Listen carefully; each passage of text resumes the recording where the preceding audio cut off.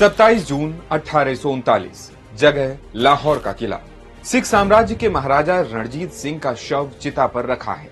महारानी महताब देवी उर्फ गुड्डन 3 रानियों के साथ नंगे पैर हरम से बाहर निकली। उनके चेहरे पर कोई पर्दा नहीं था। लेखक सर्वप्रीत सिंह अपनी किताब the camel merchant of Philadelphia में लिखते हैं, चारों महारानियां धीरे धीरे सीढ़ियों के जरिए चिता पर चढ़ी और महाराज रणजीत सिंह के सिरहाने बैठ गई। थोड़ी देर बाद 7 गुलाम लड़कियां शव के पैर की तरफ बैठी। 180 तोपों की आखिरी सलामी के साथ महाराजा के बेटे खड़क सिंह ने चिता में आग लगाई।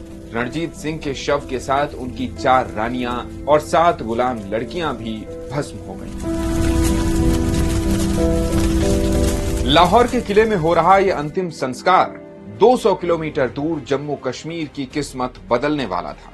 कश्मीर की कहानी सीरीज के दूसरे एपिसोड में जानेंगे कश्मीर पर मुगल साम्राज्य के राजा अकबर के शासन से सिख साम्राज्य के राजा रणजीत सिंह और अंग्रेजों के आने तक की पूरी कहानी।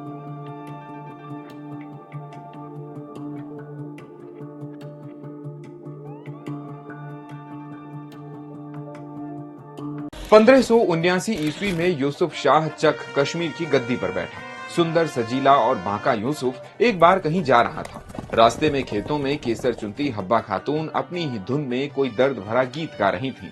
अशोक कुमार पांडे अपनी किताब कश्मीर नामा में लिखते हैं, यूसुफ शाह हब्बा की खूबसूरती और उसकी आवाज के जादू में बंध गया और दिल दे बैठा। हब्बा उस वक्त एक गरीब किसान की बीवी थी। यूसुफ के आदेश पर किसान से फौरन तलाक दिलवाया गया और हब्बा बेगम बनकर श्रीनगर आ गईं। संगीत, शायरी और आशिकी में डूबे यूसुफ के खिलाफ विद्रोह हो गया और उसे गद्दी छोड़कर भागना पड़ा।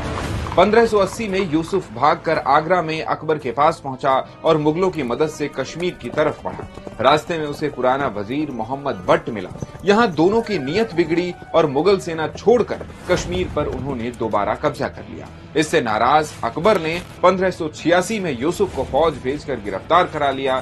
सेनापति मान सिंह के कहने पर उसे बिहार भेज दिया गया और 1592 में उसकी मौत हो गई। यूसुफ की मौत के 1 साल बाद अक्टूबर 1593 को उसके बेटे की भी मौत हो गई और चक राजवंश खत्म हो गया।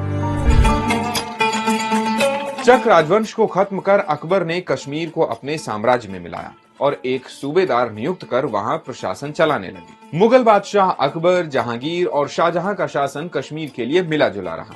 आर.के. परिमू अपनी किताब a history of Muslim rule in Kashmir में लिखते हैं, मुगल बादशाह औरंगजेब इस मामले में अलग था। वो अपने कार्यकाल में सिर्फ एक बार कश्मीर गया तो उसका ध्यान 3 बातों पर गया जो उसे इस्लाम विरोधी लगी। कश्मीरी औरतें अंतः वस्त्र नहीं पहनती थी। अफीम की खेती और उसका इस्तेमाल आम बात थी। भांड, रंगमंच और मूक अभिनय का चलन था। औरंगजेब ने तीनों को इस्लाम विरोधी घोषित कर दिया। इसके बाद मुगलों का पतन शुरू हुआ और कश्मीर पर अफगानी पठानों का नियंत्रण हो गया।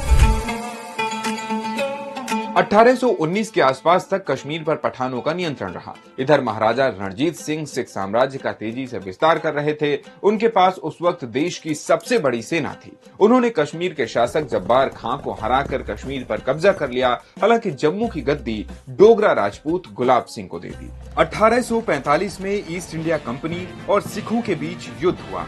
हार के बाद सिखों ने संधि का प्रस्ताव रखा, जिसकी मध्यस्थता गुलाब सिंह को दी गई। अंग्रेजों ने युद्ध में हुए खर्च के हर्जाने के तौर पर 1.5 करोड़ रुपए और पंजाब के एक बड़े हिस्से की मांग रखी। दरबार के पास इतनी रकम नहीं थी, इसलिए व्यास और सिंधु नदी के बीच के पहाड़ी इलाके देने की पेशकश की गई, जिसमें कश्मीर भी शामिल था।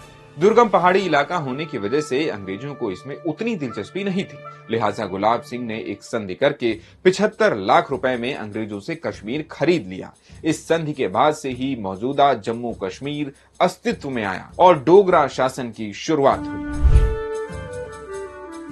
1857 में राजा गुलाब सिंह की मृत्यु के बाद उनके बेटे रणवीर सिंह और रणवीर के बाद 12 सितंबर 1885 को रणवीर सिंह के बड़े बेटे प्रताप सिंह का राजतिलक हुआ।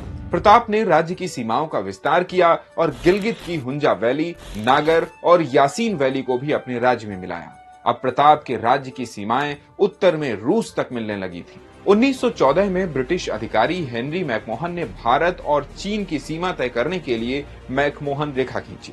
तिब्बत ने इसे मान लिया, लेकिन चीन ने नहीं।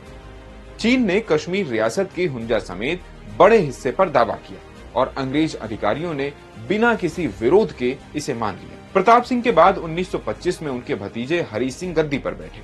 हरि सिंह जम्मू कश्मीर रियासत के आखिरी राजा रहे। उनके कार्यकाल में 1937 तक चीन ने शख्सगाम घाटी पर भी अपना दावा ठोक दिया। इस तरह कश्मीर रियासत का बड़ा हिस्सा देश की आजादी के पहले ही चीन ने कब्जा कर लिया। इस वीडियो में इतना ही।